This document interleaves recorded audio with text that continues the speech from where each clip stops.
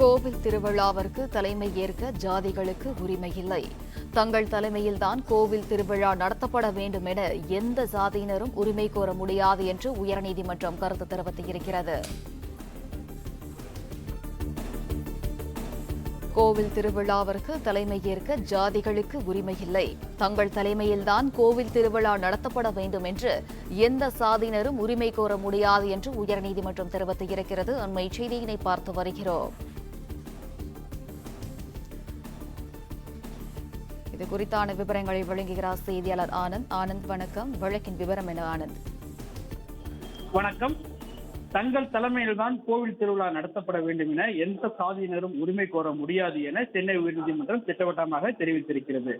நாமக்கல் மாவட்டம் பரமத்தி வேலூரை அடுத்த ஜமீன் இளம்பிள்ளை என்னும் இடத்தில் உள்ள மகா மாரியம்மன் கோவில் மாசி திருவிழா நடத்த கோரி பரத் என்பவர் சென்னை உயர்நீதிமன்றத்தில் மனு தாக்கல் செய்திருந்தார்.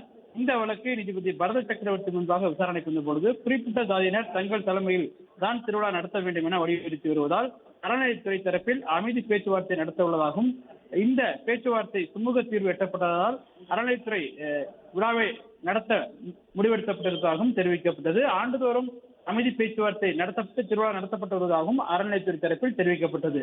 இதனையடுத்து இருதரப்பு வாதங்களில் கேட்ட நீதிபதி ஜாதி என்பது மதமல்ல என ஏற்கனவே உயர்நீதிமன்றம் தெரிவித்துள்ளதை சுட்டிக்காட்டி திருவிழாவில் பங்கேற்க ஒவ்வொரு பிரிவினருக்கும் உரிமை உள்ளது, அதை மற்ற பிரிவினர் தடுக்கக்கூடாது என குறிப்பிட்டார். ஒவ்வொரு ஆண்டும் அமைதி பேச்சு நடத்த வேண்டிய அவசியமில்லை என தெரிவித்த நீதிபதி அறநிலையத்துறை அதிகாரிகள் திருவிழாவை நடத்த வேண்டும் என உத்தரவிட்டார்.